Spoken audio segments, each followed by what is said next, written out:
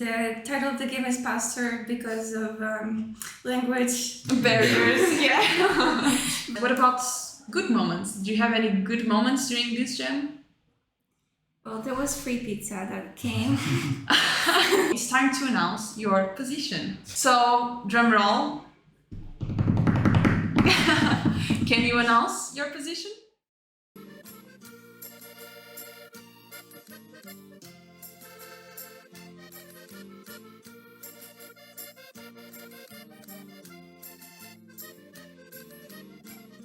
Hi gamers and developers, and welcome to another GDT vlog. On today's vlog we will interview some teams from this jam where we participated here in Portugal in Alentejo. This is the first team I'm going to introduce, so this is team number 2, but we have 3 teams to introduce today. So we will talk about their game and their experience so you guys can know about what happened here. So this jam's name was Pact Game Jam, and like I mentioned, it was here in Portugal, specifically in Alentejo, Évora, and the point of the game, the jam, was to make a game in just 10 hours, so a very short game jam, and that's why we think it was very cool. So the theme of this jam was Alentejo, so the zone, and the teams had to choose a secondary theme to make their game. So in case of Team 2, their secondary theme was herding. So yeah, very cool.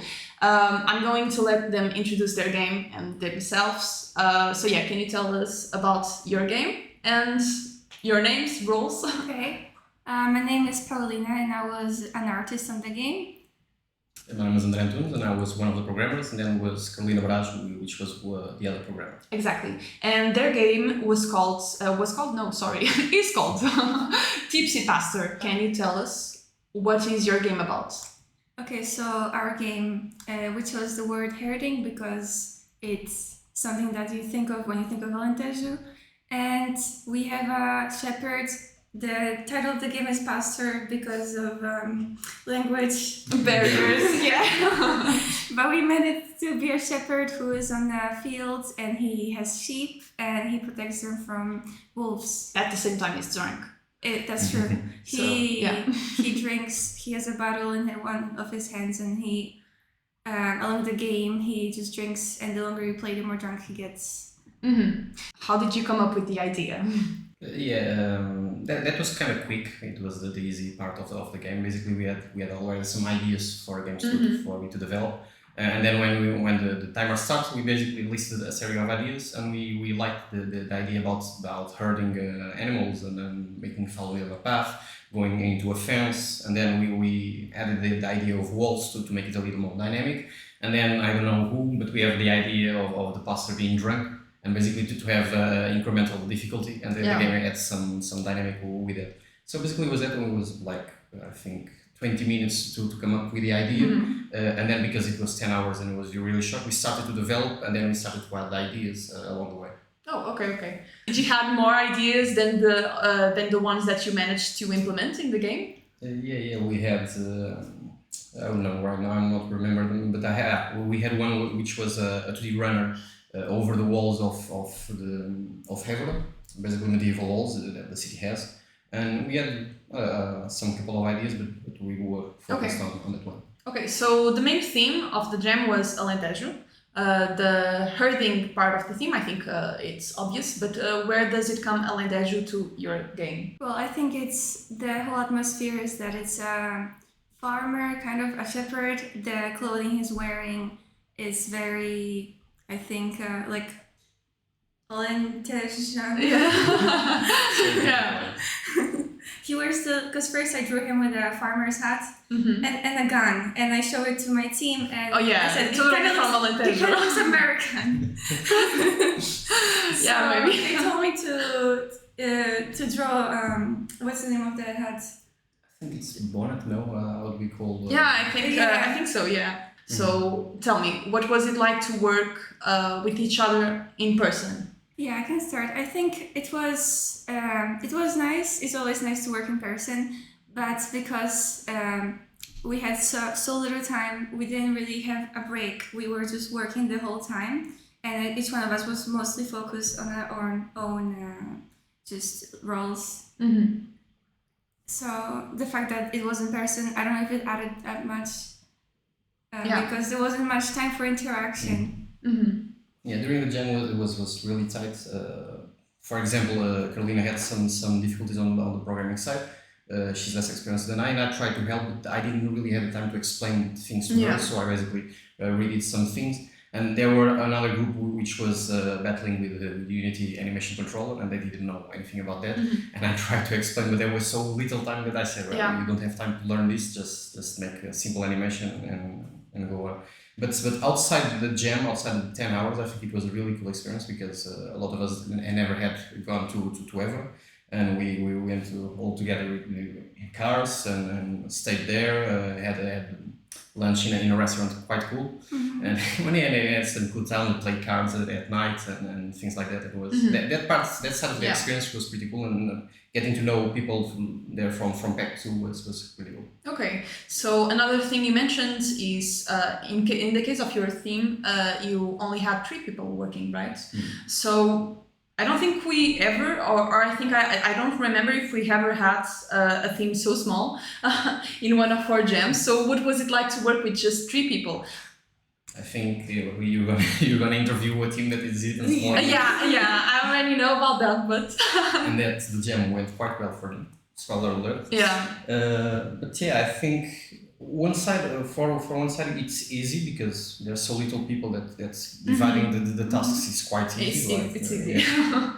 On the other side, of course, you have limitations because you cannot do the same thing that you could with 4 people. And at least on the programming side, we had 2 people, so we could divide the tasks and talk to each other when we had difficulties. But I think Pauline was different. Well, I think actually maybe because the limit was 3 people per team. That was one of the rules, and maybe adding more people would make things more difficult because you would maybe start having bigger ideas and you still have not as much time, and it's harder to just coordinate and keep it organized with bigger teams. So I think it wasn't too small of a team. It didn't feel like that. Okay. Normally it's a problem of scope because we were so well aware that we only had 10 hours. That we made the scope really small, and we basically said, well, if we finish this, we can have this, we can have this, we can have this, we can have this. But basically, we aimed small, and we missed small. Yeah. Do you think the stressful parts, so the bad, outweighs the good parts of the jam? Yeah. The bad outweighs the good? No. The other way around. Honestly, I don't think it was that stressful because at least our team was quite good. Me and Paulina are very experienced and Carolina worked pretty well. So I didn't feel that there was a crunch or there was too much stress. So it was pretty nice. I just remembered that I just had this, like the jam, the atmosphere around it was cool, but I have this feeling that is left over after the jam was me just staring at my screen and trying to draw as much as I can, and because I'm staring I don't blink as much and my eyes get really tired, it gets really hot in the room, and I'm also really hungry, and and I don't have time to eat. So long 10 hours. It was very tiring. Yeah, it was all very very stressful. I don't think you had time for that, so I think it's one thing that maybe you guys can take home. If typically here we mentioned that jams are very good to learn new things, but if you're planning to go on a 10-hour jam, probably not going to be able to learn very much because it's so short. So I think maybe this jam is more adequate for people who just want the challenge. I don't know what you think. Yeah, because especially there's prizes. It's very like a contest. It's not. I have another question for you. Would you have done anything differently? I know that you had a good plan, so maybe not. But what do you think? I don't think so. I just stuck to my art. Maybe I could have at the end helped a little bit more towards the final submission, but I also felt like when you try to change things at the end, it might ruin things. So I think everything went like as good as it could. For me, on the technical side, there was one small thing that I think that I should have done better, or at least scoped down, which was the behavior of the sheep and the wolves. there was too much interaction, like idle, and then if you attack, you go away. So there was a lot of things that I had to implement, and then I didn't have time to basically look at the game as a whole in the end, at the game second. Okay. Perhaps if I had not pursued such intrinsic behavior, I would have more time in the end to make To look review at it and game loop. yeah, test. Okay. So I think we can carry on this question to ask, what did you think? Were there any bad moments during this jam besides the crunching, of course, because you already mentioned that? But yeah. Well, to me, the jam just feels like one continuous moment, and I think at the end was just most stressful because I got to see the game for the first time, and I always had to fix a bunch of things, but it was pretty much, I think, stable. What about good moments? Do you have any good moments during this jam? Well, there was free pizza that came. It was a very good one.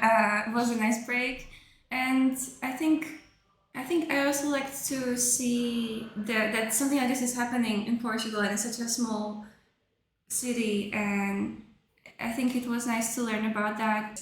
What about you, Andre? Yeah, I think the best moments were all outside of the 10 hours. Not because we don't like developing games, but because the time with your friends and then the social meeting, it's much more fun. Basically, late at night, we went all to one room and we were playing like charades and things like that, and it was quite fun. Yeah, and I wanted to ask about one thing that Paulina mentioned is that here in Portugal we don't have lots of game jams. So this is kind of unique that there is one mainly to work in person, which I think is very cool. But what is your opinion in more game jams here in Portugal? There should be more game jams.